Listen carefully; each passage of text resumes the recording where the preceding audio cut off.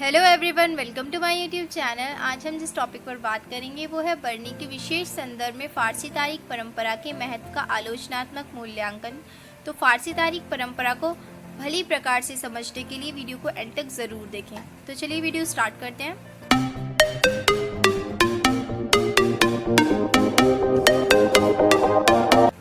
प्रश्न, बरनी के विशेष संदर्भ में फारसी तारीख परंपरा के महत्व का आलोचनात्मक मूल्यांकन कीजिए। बरनी के विशेष संदर्भ में फारसी तारीख परंपरा के महत्व का आलोचनात्मक मूल्यांकन निम्नलिखित है। जब से अरबों ने सिंध पर विजय प्राप्त की और उसके बाद जब तुर्की साम्राज्य में मिला लिया, तभी से सच्चे अर्थों में भारतीय इतिहास से संबंधित ऐतिहासिक साहित्य मिलना शुरू हो जाता है। हालांकि इन लिखित विवरणों का उपलब्ध होना यूँ तो लाभप्रद है, किंतु यदि इनके मूल स्वरूप को स्पष्ट रूप से नहीं समझा जाता तो ये हानिकारक भी हो सकता है। अब यदि हम इसे संक्षेप में देखें तो हम देखेंगे कि फारसी तारीख परंपरा की शुरुआत जब से हुई जब अरबों ने सिंध पर विजय प्राप्त की और उसके बाद उसे तुर्की साम्राज्य में मिला लिया, तभी से ही इतिहास से संबंधित ऐतिहासिक साहित्य मिलना शुरू हो जाता है। ये लिखित विवरण जो है ये लाभदायक तो है, किंतु कई बार इन्हें स्पष्ट रूप से समझा नहीं जाता तो ये हानिकारक भी हो सकते हैं। इन स्रोतों की प्रवृत्ति यह होती है कि वे आधुनिक कृतियों की एक प्रकार से पूर्व नियोजित व्याख्या भर प्रस्तुत करते हैं। ऐसी स्थिति में यह ध्यान रखना आवश्यक है कि जो व्यक्ति आज से शताब्दियों पूर्व लिख रहा था वह घटनाओं व स्थितियों के बारे में एक प्रकार से एकदम निजी प्रतिक्रिया व्यक्त कर रहा था। कौन सी चीज़ महत्वपूर्ण है, कौन सी नहीं, किन तथ्यों को व्यक्त किया जाए, किसे छोड़ दिया जाए, यह एकदम व्यक्तिगत निर्णय थे। हमें उनके दृष्टिकोणों को समझना चाहिए। फारसी तारीख परंपरा कुछ इस प्रकार से है। ज़ियाउद्दीन बरनी, दिल्ली सल्तनत के समकालीन इतिहासकारों में ज़ियाउद्दीन बरनी भारत में पैदा हुए प्रथम इतिहासकार हैं। इसके पूर्व के लेखक हसन निज़ामी मिनहाज-ए-सिराज भारत के बाहर के मुस्लिम देशों से आकर यहाँ बस गए थे। बरनी का संपूर्ण जीवन दिल्ली के शासकों तथा अभिजात वर्ग के संपर्क में बीता। बरनी उच्च वंश से संबंधित व्यक्ति था। उसके पिता मोइदुल मुल्क सुल्तान जलालुद्दीन खिलजी के द्वितीय पुत्र अरकली खां की सेवा में नायाब के पद पर थे। अब यदि हम इसे संक्षेप में देखें तो हम देखेंगे कि दिल्ली सल्तनत के समकालीन इतिहासकारों में ज़ियाउद्दीन बरनी भारत में पैदा हुए प्रथम इतिहासकार हैं।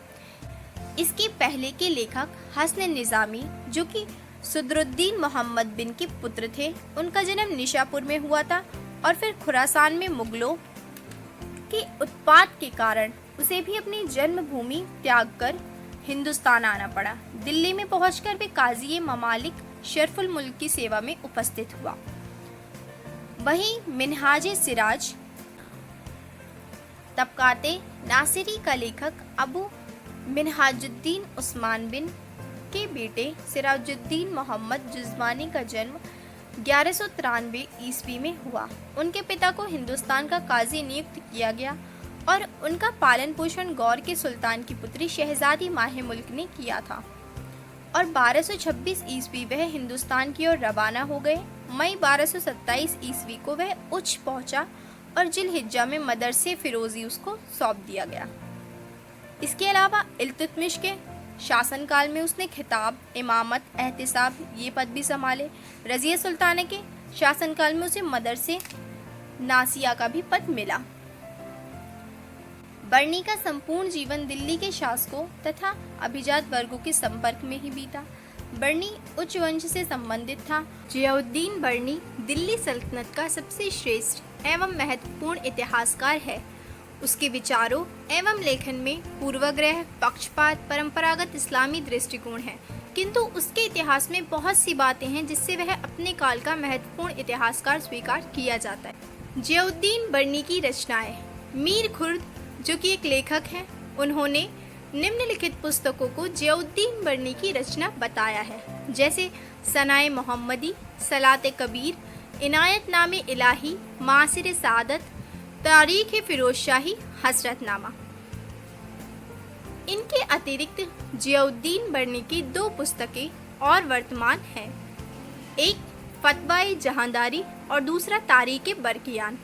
लेकिन इतिहास के संदर्भ में इसके दो ग्रंथ फतवाए जहांदारी तथा तारीख फिरोजशाही अधिक प्रसिद्ध हुए। अब यदि हम फतवाए जहांदारी की बात करें तो हम देखेंगे कि जियाउद्दीन बर्नी की फतवाए जहांदारी की केवल एक हस्तलिखित प्रति इंडिया ऑफिस लंदन के पुस्तकालय में मिलती है। इस पुस्तक में जियाउद्दीन बर्नी ने अपना नाम कहीं नहीं लिखा है, किंतु दुआगोए सुल्तानी अर्थात सुल्तान का हितैषी के शब्द से ज्ञात होता है कि यह शब्द उसने अपने लिए लिखे हैं। बर्नी लिखता है कि प्राचीन लेखकों ने राज्य व्यवस्था संबंधी अनेक ग्रंथ लिखे हैं, किंतु बादशाहों, मंत्रियों, मालिकों तथा अमीरों के पथ प्रदर्शन के लिए मैंने जिस प्रकार राज्य व्यवस्था संबंधी अधिनियम का उल्लेख इस ग्रंथ में किया है, उस प्रकार आज तक किसी लेखक ने नहीं किया। यदि अब हम इसकी बात संक्षेप में करें तो हम देखेंगे कि फतवाए जहांदारी में जियाउद्दीन बर्नी ने भी कहीं भी अपना नाम नहीं लिखा। उसने खुद को दुआगोए सुल्तानी अर्थात सुल्तान का हितैषी के शब्द से प्रस्तुत किया। बर्नी वहीं दूसरी ओर लिखता है कि प्राचीन लेखकों ने राज्य व्यवस्था संबंधी अनेक ग्रंथ लिखे, लेकिन बादशाहों, मंत्रियों, मालिकों और अमीरों के पथ प्रदर्शन के लिए जिस प्रकार राज्य व्यवस्था संबंधी अधिनियम का उल्लेख बर्नी ने फतवाए जहांदारी में किया है, उस प्रकार किसी और लेखक ने नहीं किया। यहाँ पे बर्नी अपनी प्रशंसा करता है। फतवाए जहांदारी में राज्य व्यवस्था संबंधी कुछ महत्वपूर्ण उपदेश दिए गए हैं।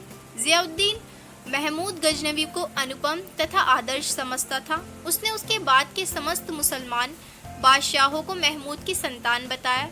उसके अनुसार प्रत्येक इस्लामिक बादशाह को महमूद का अनुसरण करना चाहिए। तारीख फिरोजशाही। अब यदि हम तारीख फिरोजशाही की बात करें तो हम देखेंगे कि इस ग्रंथ की रचना 1357 ईस्वी में पूर्ण हुई। इसमें बलबन के राज्यारोहण 1265 ईस्वी से लेकर फिरोज शाह के छठे वर्ष 1357 ईस्वी तक का वर्णन है। बर्नी स्वयं लिखता है कि मैंने जो कुछ इतिहास में लिखा है वह सच सच लिखा है और उस पर विश्वास किया जा सकता है। शुरू में वह विश्व इतिहास लिखना चाहता था, किंतु तबकात नासिरी में सब कुछ लिखा जा चुका था, जो कि तबकात नासिरी मिनहाज सिराज के द्वारा लिखी गई है। तो उसने यह विचार त्याग दिया तथा उसके पश्चात काल के 8 सुल्तानों के इतिहास का वर्णन इस ग्रंथ में किया। इस ग्रंथ को लिखकर वह केवल फिरोज तुगलक को प्रसन्न करना चाहता था। उसे आशा थी कि इस ग्रंथ से उसे प्रसिद्धि प्राप्त होगी। तारीख फिरोजशाही की रचना बर्नी ने फिरोज शाह तुगलक को प्रसन्न करने के लिए की थी और वह बस इतना चाहता था कि इससे उसे प्रसिद्धि मिलेगी और उसे एक उच्च पद प्राप्त होगा। वह लिखता है कि 1000 वर्षों से ऐसी पुस्तक नहीं लिखी गई है। वह सुल्तान द्वारा धन तथा पद प्राप्त करना चाहता था। वह फिरोज शाह को फरिश्ते जैसे गुण वाला तथा उसके दरबार को अल्लाह के दरबार के समक्ष कहता है। बर्नी कहता है कि 1000 वर्षों से ऐसी पुस्तक नहीं लिखी गई है जैसी मैंने तारीख फिरोजशाही लिखी है। और वो फिरोज शाह तुगलक से धन और पद प्राप्त करना चाहता था और फिरोज शाह को उसने फरिश्ता बताया और फिरोज शाह के दरबार को अल्लाह के दरबार के समान कहा। बर्नी फिरोज शाह और अपनी तारीफ करता है। सरल शब्दों में ये स्पष्ट हो जाता है। यह ग्रंथ स्पष्ट, सरल और प्रभावशाली गद्य में लिखा गया है। ग्रंथ में दिल्ली के आसपास प्रचलित शब्दों का भी प्रयोग है। जियाउद्दीन द्वारा लिखित पुस्तकें मुख्यतः उसके कहर मुल्ला होने का प्रमाण देती हैं। वे कट्टर मुसलमान था, इसका प्रमाण देती हैं उसकी जितनी भी पुस्तकें हैं, उसकी रचनाएं। उसने किसी भी जानकारी को निष्पक्ष होकर नहीं लिखा। इतिहासकार के रूप में जियाउद्दीन बर्नी। अब यदि हम देखें कि जियाउद्दीन बर्नी को लेकर आज के इतिहासकारों के क्या दृष्टिकोण है, तो उसमें सबसे पहले हम बात करेंगे पीटर हार्डी की। पीटर हार्डी के अनुसार बर्नी इतिहास को इस्लामी धर्मशास्त्र का एक अंग तथा भूतकाल को बुराई और अच्छाई के बीच का संघर्ष समझने वाला मानता है। तो वहीं इलियट उसे पक्षपाती कहते हैं। डाउन उसे गलत तिथियों तथा अव्यवस्थित लेखक मानते हैं। तो वहीं AVM हबीबुल्लाह के अनुसार बर्नी का इतिहास उदाहरणों के माध्यम से उपदेशात्मक तथा आख्यायिकी प्रधान है। हबीबुल्लाह के अनुसार बर्नी की सबसे बड़ी उपलब्धि प्रशासनिक विशेषता राजस्व विभाग का वर्णन है, किंतु उसके अध्ययन को एवं उसके व्यक्तिगत विचारों को समझना जरूरी है।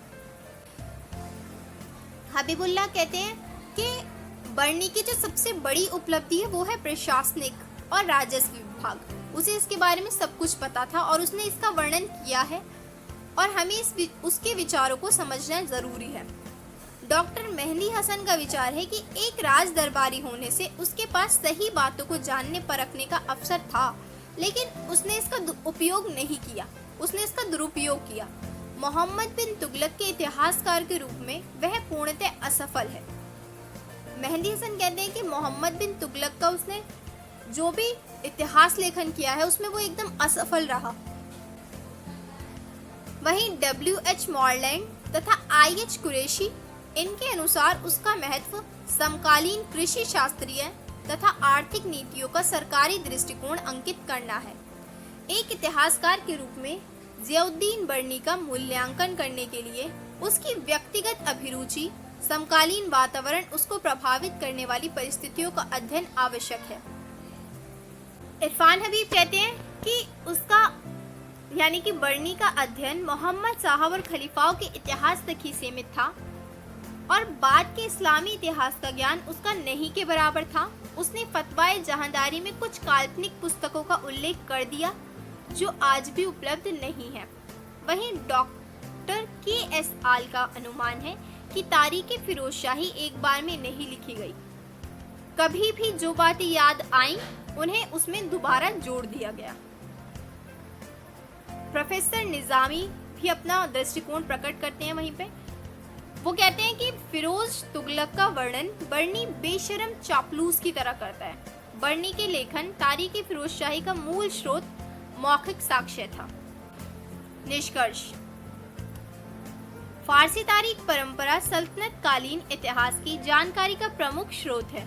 प्रमुख विद्वानों द्वारा लिखी गई रचनाएं सल्तनत काल को समझने में बारीक से बारीक जानकारी प्राप्त करने के महत्वपूर्ण स्रोत हैं, किंतु हमें उस काल के स्रोतों का अध्ययन करते समय लेखकों का दृष्टिकोण तथा ग्रंथ को लिखने का कारण उस काल की परिस्थितियों को ध्यान में रखना चाहिए ताकि पूर्वाग्रह से बचा जा सके। वीडियो को यहाँ तक देखने के लिए थैंक यू। अगर आपको वीडियो पसंद आया तो वीडियो को लाइक और शेयर जरूर करें। चैनल को सब्सक्राइब करना ना भूलें। जल्द ही मुलाकात होगी एक नई वीडियो के साथ।